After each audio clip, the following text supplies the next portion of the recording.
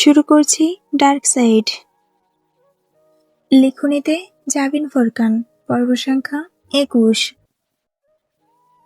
আগারগাঁওয়ের নিকটবর্তী শ্যামলী এলাকা।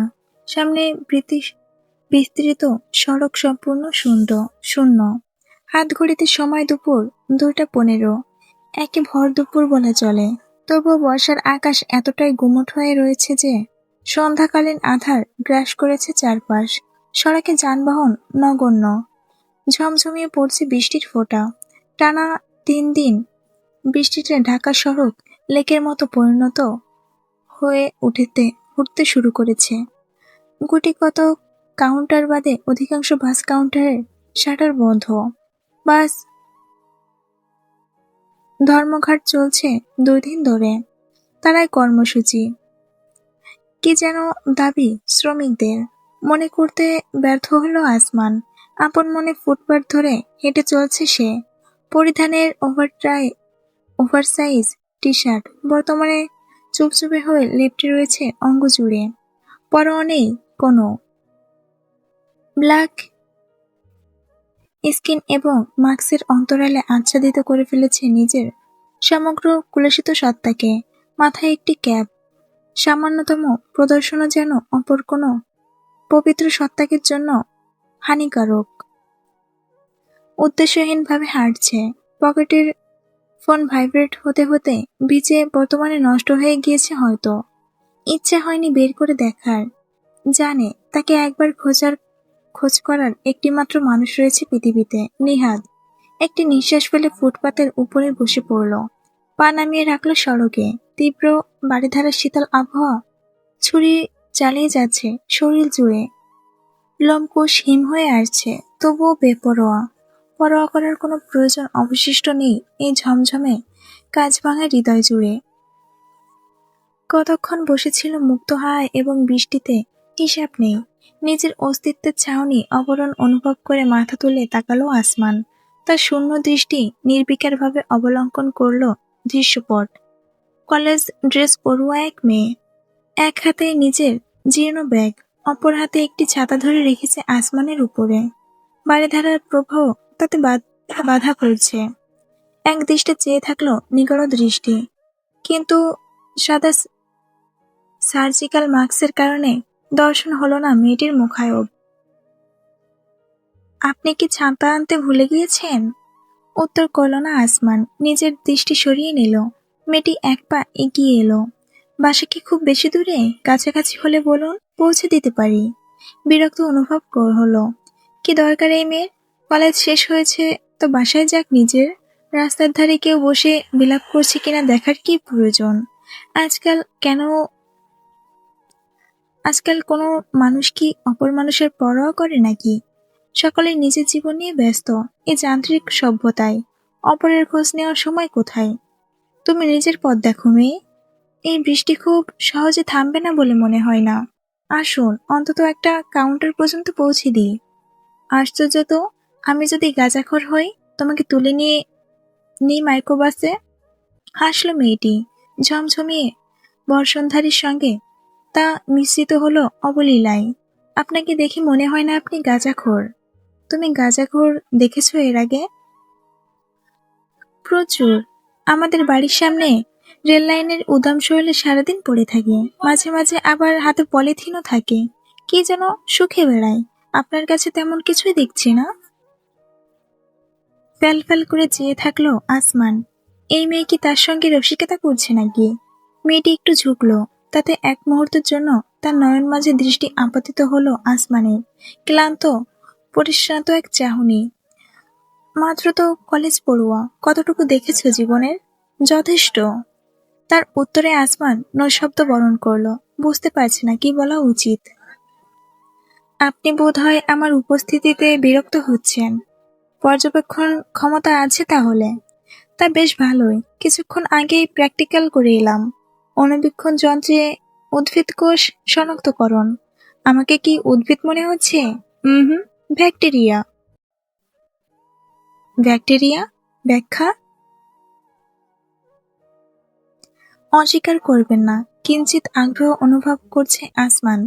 না চাইতেও তার কণ্ঠে প্রশ্ন করল, ব্যাকটেরিয়া? ব্যাখ্যা? দেখুন, বিজ্ঞান বলে এই ভাইরাস ব্যাকটেরিয়ার কারণে মানবদেহে রোগ সৃষ্টি হয়। আবার ব্যাকটেরিয়া ব্যবহার করে কিন্তু অনেক জটিল ব্যাধির ওষুধও তৈরি হয়। কিন্তু আমরা সকলেই ব্যাকটেরিয়া মানেই খারাপ কিছু মনে করি, কারণ এটি রোগ সৃষ্টি করে। রোগ সারানোর ক্ষমতাকে পাত্তা দেয় না। ব্যাকটেরিয়া তো ব্যাকটেরিয়াই।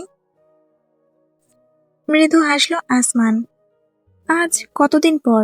3 মাস নাকি তার অধিক সময় স্মরণ নেই। মার্কসের অন্তরালে অবশ্য তার হাসি প্রদর্শিত হলো না। হালকা ধাঁচে উচ্চারণ করল সে, তোমার দর্শন জ্ঞান অদ্ভুত মেয়ে। You mean interesting, right? জানি না। মেয়েটি এক মুহূর্ত চেয়ে তারপর সোজা হয়ে দাঁড়ালো। ছাটাতেই আসমানের হাতে গুজে নিয়ে নিচু হয়ে নিচের ব্যাগ খুলল। কি করছে সে? তাকিয়ে থাকলো আসমান। একটা ছোট আচারের প্যাকেট বের করলো সে।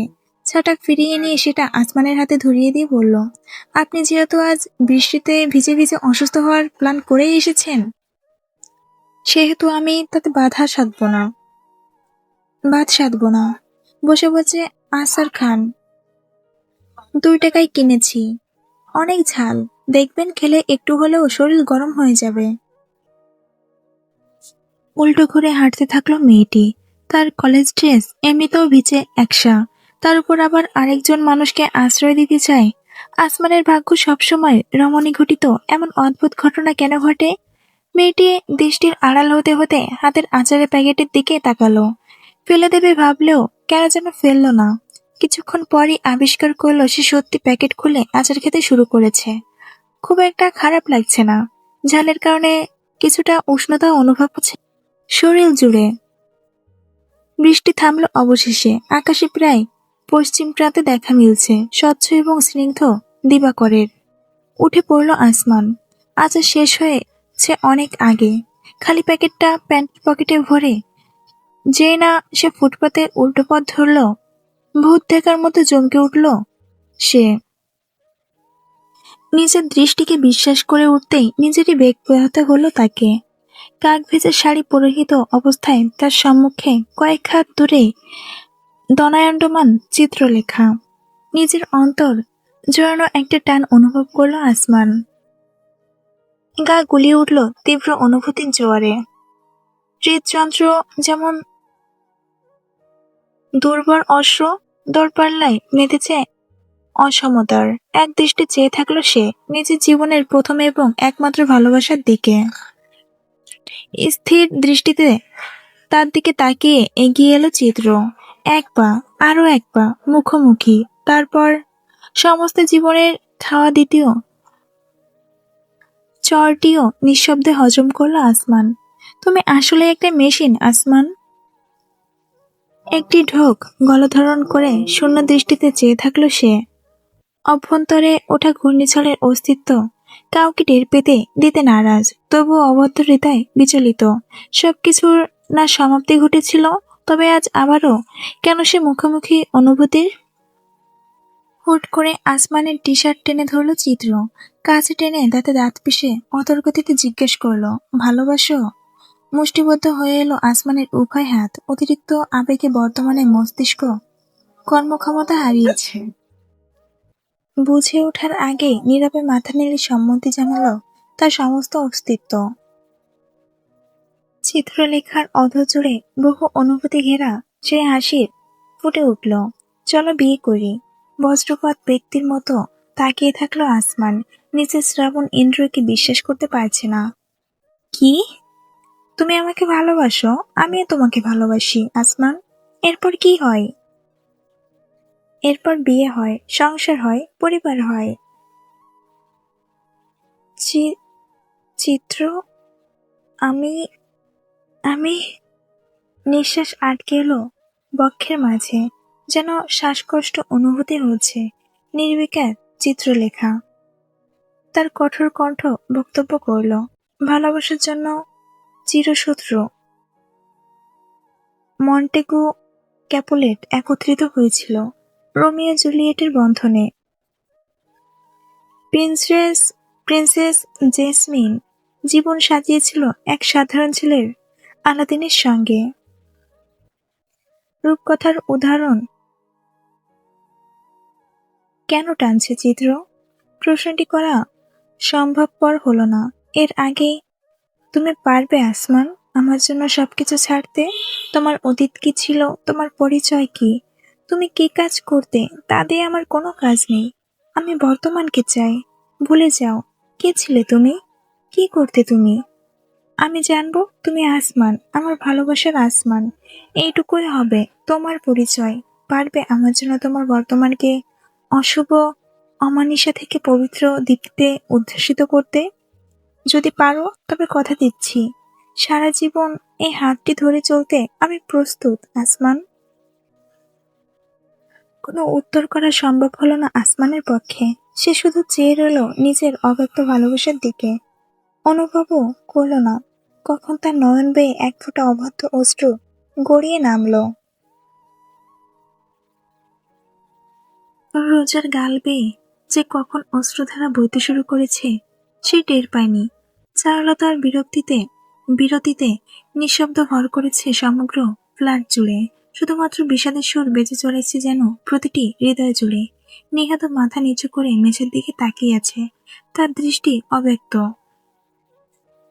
এভাবে কি তারা বাধা পড়েছিল পবিত্র বন্ধনে? চারুলতা একটি দীর্ঘশ্বাস ফেলে সম্মতি জানালো। চিত্রলেখার জন্য নিজের সবকিছু বিসর্জন দিয়েছিল আসমান। এটা সম্ভব হয়েছিল বলেই তো আজ আমাদের প্রত্যেকের জীবন এমন পর্যায়ে এসে দাঁড়িয়েছে।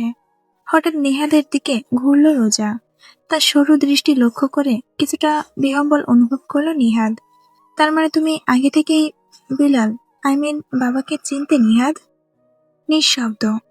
সেদিন তাকে বাইকে লিফট দেওয়ার সময় না চেনার অভিনয় করেছিলে আমার সামনে, তাই না? না তো কি করতাম বলো? ও আমার কাকু, আপনি কেমন আছেন? আপনাকে না দেখে আমার পরাণ যায় জুলিয়ারের অবস্থা। এখন দেখে আমার পরাণ এভারেস্ট চূড়ার মতো ঠান্ডা হয়ে গেল। মনে আছে ইতালিতে আপনাকে নেচে কুদে খুন করতে গিয়েছিলাম? আহা, কি কুরকুরে সুখের মেমোরি। আসেন একটু সোহাগ করি বলে জড়িয়ে ধরে চুমু দিতাম। নেহাদের হঠাৎ এমন বিস্ফোরণে রোজা হতচকিত হয়ে চেয়ে থাকলো। একটি নিঃশ্বাস ফেলে নিজেকে শান্ত করে বান্দা জানালো, লিসেন, আমি কিছু সম্পর্কে নিশ্চিত ছিলাম না। ওনাকে সেদিন রাস্তায় দেখে যথেষ্ট অবাক হয়েছিলাম। আমি যেমন অপরিচিতদের মতো আচরণ করেছি তিনিও করেছেন। 5 বছর পর সাক্ষাৎ হলে কিভাবে আচরণ করা উচিত মনে করো?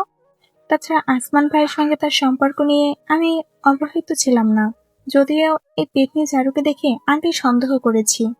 শ্বশুর থেকে একটু বাবা হতে পারে, কে জানতো।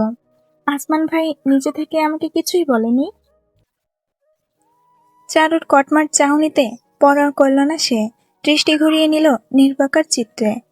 একটি নিঃশ্বাস ফেলে রোজা পুনরায় চারুলতার মুখোমুখি হলো। তারপর, নিশ্চয়ই এইটুকুতেই বর্তমান কালো অধ্যায় শুরু হয়নি। অবশ্যই এমন কিছু ঘটেছিল যাতে। রোজার উত্তেজিত কণ্ঠে বাধা পড়ল চারুলতার ফোনের রিংটনে। কিছুটা অনাগ্রহী হয়ে তা তুলল মেয়েটি। নিঃশব্দে শুনল অপর পাশের বক্তব্য। এক আতঙ্কে ছেয়ে গেল তার সুদর্শনা চেহারা। কি হয়েছে? নিহাত প্রশ্ন করল। চারুলতা ঘুরল রোজার দিকে। তোমার দাদু? দাদু? ধ করে উঠল রোজার বুক। এক লাফে উঠে দাঁড়ালো সে। হন্তদন্ত হয়ে ছুটে গেল বাইরে। নিহাত কিংবা চারুলতার পরোয়া করল না সে। লিফট ধরে সোজা 30 তলায় পৌঁছে ঝড়ের গতিতে ঢুকলো পেন্ট হাউসে। দৌড়ে গেল দাদুর রুমে। ঢুকতেই দৃশ্য দেখে তার পদক্ষেপ থমকে রইল। বিছানায় ছটফট করছেন ইউনুস রহমান। তার পাশেই হাঁটু মুড়ে বসে তার একটি হাত ধরে রেখেছে আসমান। ভ্রুজোড়া তার কুঁচকে আছে। বিলাল রেমান দনায়ান্ডমান বিছানার বিপরীত পাশে। রোজা ঢুকতে সবাই চোখ তুলে তাকালো। চড়ুই? দাদু? দুর্বল কণ্ঠে ইউনুস উচ্চারণ করতে রোজা এগিয়ে গিয়ে রীতিমতো ঝাঁপিয়ে পড়ল তার উপর। চিৎকার করে উঠল, দাদু তোমার কষ্ট হচ্ছে? হ্যাঁ, একটু সহ্য করো, এক্ষুনি অ্যাম্বুলেন্স আসবে না।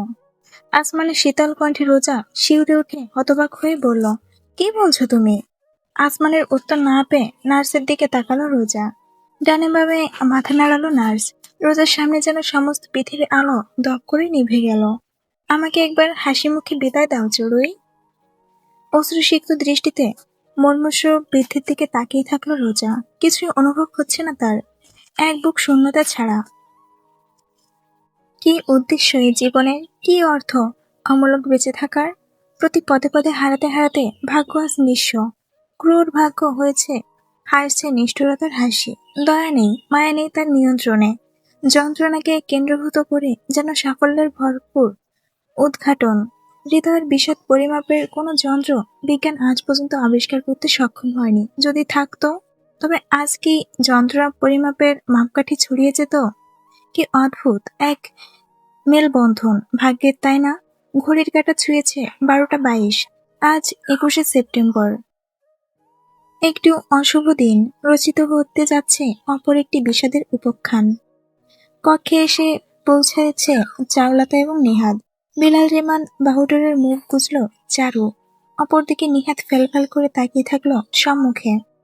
ইউনুস রহমানের দুর্বল হাতখানা আঁকড়ে ধরে রেখেছে রোজা।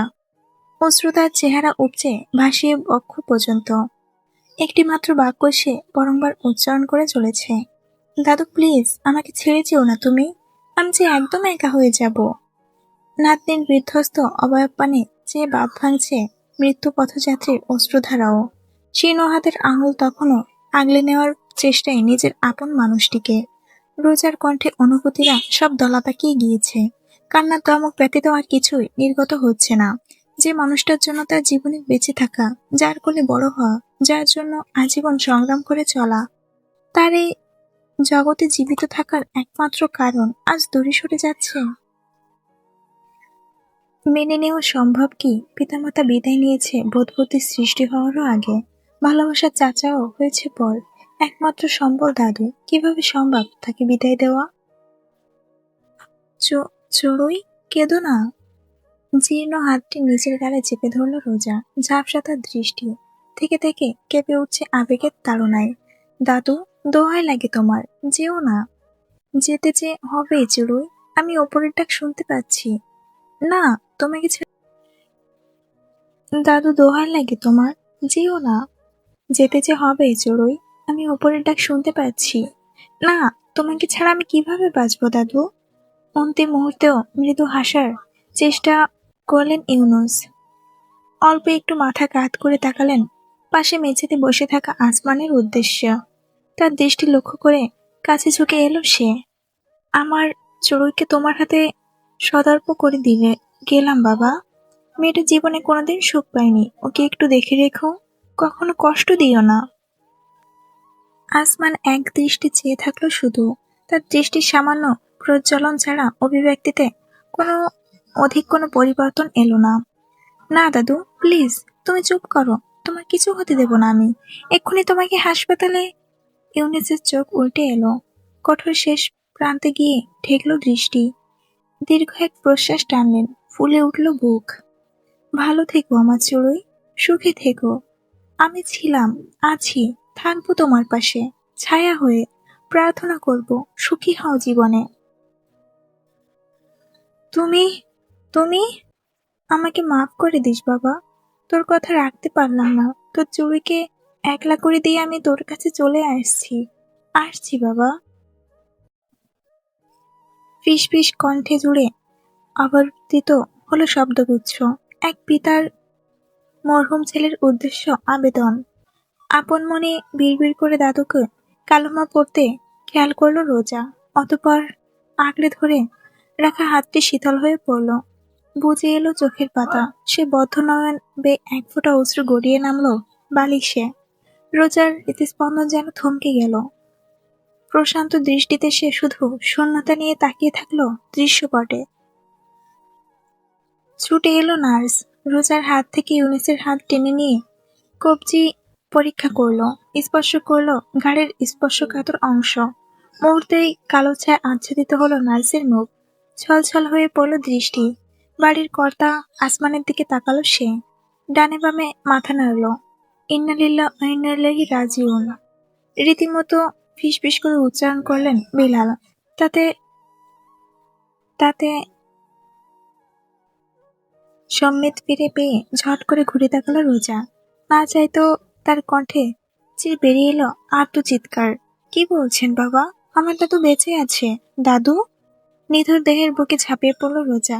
তার আর্তনাদে কম্পিত হয়ে উঠল সমগ্র স্থান। প্রতিধ্বনি হতে থাকলো প্রতিটি বিলাপধ্বনি। দাদু, ও দাদু, তুমি এভাবে আমাকে ফেলে যেতে পারো না। আমাকে নিয়ে যাও তোমার সাথে। আমিও আব্বুর কাছে যাব, আম্মুর কাছে যাব। আমাকে নিয়ে যাও প্লিজ। দাদু, ও দাদু। নার্স রোজাকে স্পর্শ করলেও ঝটকা দিয়ে সরিয়ে দিল তাকে। ক্রুর কণ্ঠে জানালো, খবরদার বলছি, আমাকে কেউ স্পর্শ করবে না। দাদু, ও দাদু, ওঠো না। এই দেখো, আমাকে দেখো। তোমাকে ছাড়া আমি কি নিয়ে বাঁচবো? কার জন্য বাঁচবো? ফিরে আসো তুমি, ফিরে আসো তোমার চড়ুইয়ের কাছে। রুমে উপস্থিত সকলেই তার এমন বিধ্বস্ত অবস্থার অন্তরে করুণ এক বিষাদ অনুভব করলো। তারা হয়তো জানে না, এই একমাত্র মানুষের জন্য রোজা নিজের জীবনকে নিয়ে জুয়া খেলায় মেতেছিল। আজ সেই মানুষটাই সকল জাগতিক বন্ধন ছিন্ন করে চলে গেল, তাকে একলা করে। মানুষ সম্ভব তার পক্ষে কোনোদিন? দাদু! বিলালের ইশারায় চারুলতা এগোলো, পেছন থেকে রোজার কাঁধে হাত রেখে তাকে সামলাতে চাইল। কিন্তু আর্তনাদ কোনো কিছুতেই আজ দমন হবার নয়। নিষ্ঠুর ভাগ্য আজ জীবনের সর্বশেষ সম্বলটুকুও কেড়ে নিয়েছে। কিভাবে নিজেকে শান্ত করবে রোজা? একটু শান্ত হও আরিয়া, লিভ মি। এক ধাক্কায় চারুকে নিজের কাছ থেকে সরিয়ে দিল রোজা। অদ্ভুত আক্রোশী এবং বেদনা তার কোমল চেহারা জুড়ে। পৃথিবীর কোনো শক্তি তাকে আজ শান্ত করতে সক্ষম নয়, রুখতে সক্ষম নয় অনুভূতির জোয়ার। দাদু, প্লিজ, ও দাদু, দেখো না একবার। আমি জানি তুমি ঠাট্টা করছো। একবার শুধু চোখ খুলো, দেখো আমাকে। না হলে কিন্তু আমি খুব রাগ করব। উল্টো খুলো নিহাদ, চোখের পানি আড়াল করতে ঝড়ের গতিতে চোখের পানি আড়াল করতে ঝড়ের গতিতে বেরিয়ে গেল রুম থেকে। রোজার চুল এলোমেলো হয়ে পড়েছে, পোশাকের ওড়না মাটিতে গড়াগড়ি খাচ্ছে। কোনো খেয়াল নেই তার, সে ব্যস্ত নিজের দাদুর সঙ্গে। কেউ তার বিলাপ ঠেকাতে সক্ষম নয়। অবশেষে উঠল আসমান। ধীর পায়ে ঘুরে এলো বিছানার এপাশে। চারুলতা তাকে এগোতে দেখে সরে দাঁড়িয়ে জায়গা করে দিল। মেঝে থেকে ওড়না তুলে রোজার গায়ে ছড়ালো আসমান। বিন্দুমাত্র ভ্রুক্ষেপ করল না রোজা। সে হারিয়েছে আপন জগতে। কান্নার দমকে দমকে তার সম্পূর্ণ চেহারা রক্তিম বর্ণ ধারণ করেছে। মাথাটা চক্কর দিচ্ছে। থেকে থেকে নিঃশ্বাসও নিতে কষ্ট হচ্ছে, তবুও অবসান নেই এই যন্ত্রণার। দাদু! ইউনুস রহমানের নিথর দেহের উপর ছুটতে গেলে আসমানের বলিষ্ঠ হাত তাকে ঠেকালো, এক টানে সরিয়ে আনলো পেছনে। পিঠে চাইল রোজা। হাঁপানি হচ্ছে তার, সম্পূর্ণ ধোঁয়াশার দৃষ্টিতে। আসমানের হাতের আঙুল সমূহ ঠেকালো তার সিক্ত গালে, মুছে দিল অশ্রুধারা। যদিও পরক্ষণে তা পুনরায় ভিজে উঠল নতুন বাড়ি ধারায়। আবেগের নিগড়তা সহ্য সীমার বাইরে পৌঁছালো। ইন্দ্রিয় ক্ষমতা যেন দপ করে নিভে গেল। হেলে পড়তে গেলে রোজা এক পাশে, কিন্তু তাকে আটকালো আসমানের বাঁধন। কি হলো, কেমন অনুভূতি হলো রোজা বলতেও পারবে না। হাত বাড়িয়ে জড়িয়ে ধরল সে আসমানের কোমর। মুখ গুজল, কান্নার দমক ম্রিয়ম্রাণ গুঞ্জনে পরিণত হলো। অশ্রু ফোঁটায় ভিজতে আরম্ভ করল আসমানের পরিধানে ফতুয়ার অংশ। কোনো প্রকার বাধা দিল না সে রোজাকে। আনমনে হাত বাড়িয়ে স্পর্শ করলো তার মাথা। উপরে নিচে শান্তভাবে বুলিয়ে দিতে থাকলো সান্ত্বনার নীরব প্রবাহ। তার দৃষ্টি আবদ্ধ হয়ে থাকলো বিছানায় শুয়ে থাকা প্রাণহীন বৃদ্ধের জীর্ণ মুখপানে। অদ্ভুত এক প্রশান্তি তার চোখে মুখে, তবুও তা পরিপূর্ণ নয়। নিজ আত্মাকে পরিতৃপ্ত হয়তো সেই দিনই অনুভূত হবে, যেদিন তার চড়ুই এই জগতে সুখের দেখা পাবে। এই হারানোর বেদনা আসমানের জন্য নতুন নয়। পুরান ঢাকার নিকটবর্তী এক গোরস্থান অঞ্চল। যতদূর দৃষ্টি যায় শুধু সারি সারি কবর। যাদের সামর্থ্য রয়েছে তারা এই বাধাই করে বহু যত্নে রেখেছে আপনজনের শেষ ঠিকানা স্থলকে। যাদের সামর্থ্য কিংবা ইচ্ছা নেই, তাদের আপনজনেরা পড়ে রয়েছে অবহেলায় মাটির নিচে। উঁচু নেই প্রান্ত, মিশেছে সমতল হয়ে ভূমির সাথে। এমনি শুকনো পাতা এবং কাঠের বেড়ায় আচ্ছাদিত দুই কবরের পাশে খোঁড়া সম্পূর্ণ হয়েছে তৃতীয় তিন মাটির 3 হাত মাটির ঘরটি। নিজের ছেলে বউয়ের পাশে দাফন হতে চান, এমনই অন্তিম ইচ্ছা ছিল ইউনুস রহমানের। সাদা পাঞ্জাবি পায়জামা পরিহিত অবস্থায় একপাশে দাঁড়িয়ে আছে বিলাল রেমান এবং নিহাদ। উভয়ের দৃষ্টি কবরের দিকে, অপরদিকে আরেকটু দূরে একটি গাছের গুড়িতে হেলান দিয়ে দাঁড়ানো রোজা। তার কাঁধে হাত রেখে যেন নিজের অস্তিত্বের সান্ত্বনা প্রদান করছে চারুলতা। যদিও তার নিজের হৃদয়ে ঘূর্ণিপাক উঠেছে পুনরায় এমন দৃষ্টির মুখোমুখি হয়ে সে। সেই মাটির তীব্র ঘ্রাণ, আগরবাতির ভুতুড়ে নির্যাস, ধোঁয়ার কুণ্ডলে পাকিয়ে বাড়িতে মিশে যাওয়া সম্মিলিত তাকবীরের ধ্বনি, স্মৃতির পাতায় তাজা হয়ে উঠছে এক বিষাদ খচিত দৃশ্য। দাঁতে দাঁত পিষে নিজ অনুভূতি এবং অশ্রু উভয়ে নিয়ন্ত্রণ করে চলেছে সে। রোজার ঠিক বিপরীত প্রান্তে গাছের কাছে নিঃশব্দ দায়মণ্ডমান আসমান। পরিধানে তার ধবধবে শুভ্র ফতুয়া এবং প্যান্ট, চেহারা যথারীতি আচ্ছাদিত মাস্কের অন্তরালে। তবে আজ বর্ণ পাল্টেছে তা ধারণ করেছে শুভ্রতা। নিগড় দৃষ্টি তার আবদ্ধ রোজার অবয়বে। গতকাল সারা রাত থেকে কাঁদতে কাঁদতে মেয়েটা আজ সম্পূর্ণ নির্বিকার, যেন বাস্তবতা তাকে আঘাত করেছে চরমভাবে। অধিক শোকে পাথরের অবস্থা, চেহারা ফুলে ফেপে উঠেছে, দৃষ্টি ধারণ করেছে টকটকে বর্ণ, উস্কো খুস্কো এলো কেশ।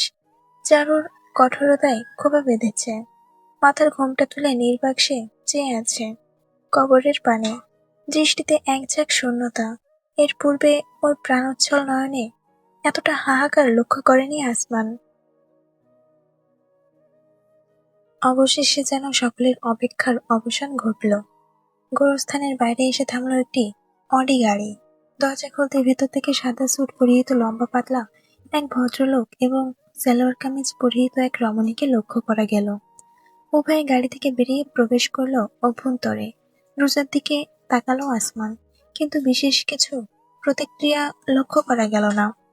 কবরের কাছে রাখা খাটিয়ার দিকে অগ্রসর হলো তারা।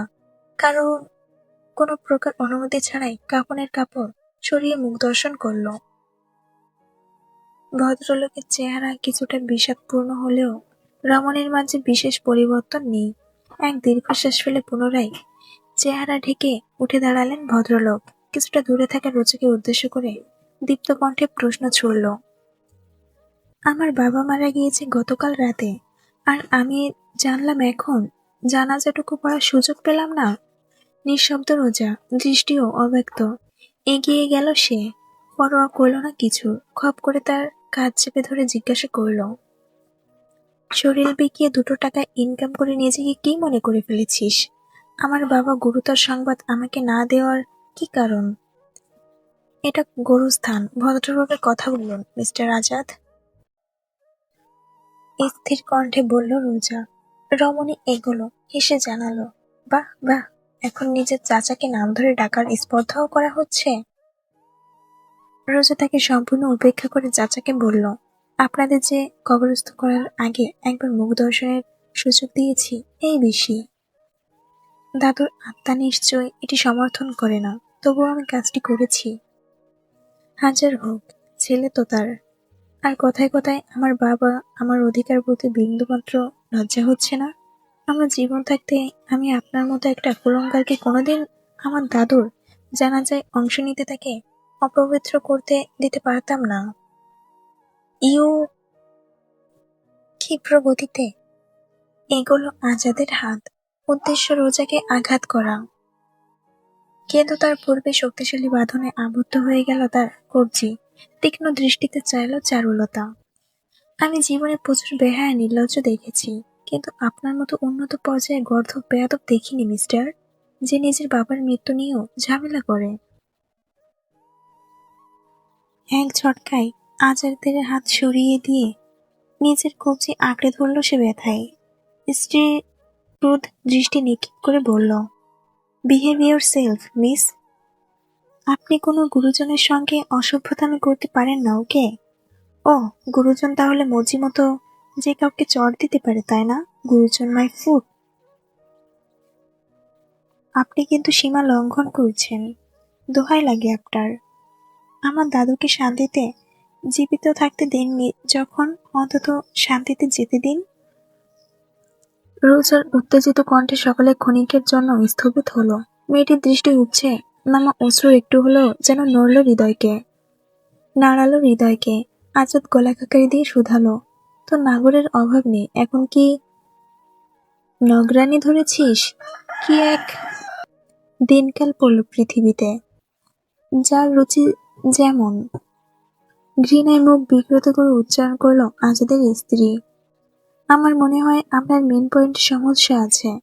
জীবনে এমন গাইবলত মার্কা কথা এর আগে আমি কোনোদিন শুনিনি।